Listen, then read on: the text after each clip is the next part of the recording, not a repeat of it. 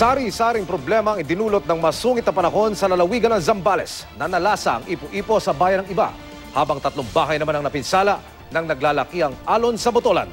Live mula sa Zambales, may report si June Veneracion. June. Emil, pulo-pulo at manakanakang pag-ulan ang patuloy na nararanasan dito sa lalawigan ng Zambales, pero sa kabila niyan ay patuloy pa rin namang nagdudulot ng perwisyo yan sa ilang mga taga rito. Yumugyog ang mga kable ng kuryente. May mga napatakbo. Pagmasdan ng kahon na ito, nilipad ng malakas na hangin. Ito ang epekto ng umano'y ipo-ipo na tumama sa iba Zambales kaninang umaga. Sa karagatan, alo naman ang problema. 2 mangingisda at kanilang mga bangka ang muntik ng madisgrasya kaninang umaga dahil sa magpalaot kahit masama ang panahon. Nabali ang katig ng isa. Ang pangalawa naman ay pinataob ng malaking alon. Mabuti na lang, pabalik na sila sa may bayi nang mangyari ito. Bigla namang hinampas ako ng malaking alon kaya bumalagbag siya. Kaya nabali ang yung balayungan ko. Kaya yung tumaob ang bangka. Pero kung alon ang pag-uusapan, di hamak na mas malalaki ang nasa bayan ng Botolan. Sa gilid ng dalampasigan na ito, nasa 3 bahay ang nasira. Yung nakikita nyo na yon, yung tinitibag ng mga bata, yan yung naging parte ng isa sa mga bahay na inanod mula rito sa itaas. Ginagawa nila, tinitibag para yung bakal, maski papano ay mapakinabangan. Mabuti na lang at walang nasaktan nang humampas sa magkakatabing bahay ang naglalakiang alon. Nautik nakakalkalo yung natin buhangin. Kaya bumabagsak po yung mga kabahayan po. Natatakot na po kami. Kaya kung minsan po hindi na kami natutulog ng gabi. At yung mga bata lang ang iniintindi namin. Malayo man sa dagat ang barangay na ito, hindi pa rin nakaligtas sa problemang dala ng habagat.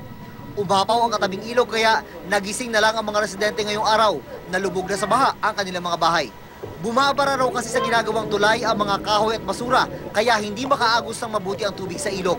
1989 pa talaga ako dito sa baba na to. Hindi pa kami nalubog ng baha na ganito. Pag may malakas na bagyo, tinakala natin itong mga heavy equipment are pre-deployed doon sa lugar na kung saan natin nagkakaroon ng problema.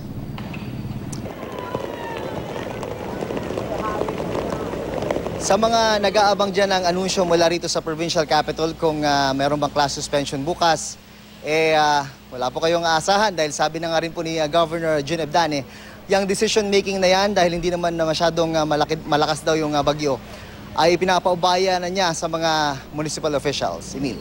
June, inaasahan ang malakas pang ulan dyan sa Zambales. Kamusta naman ang paghahanda lalo na para sa mga nakatira malapit sa mga ilog at dagat?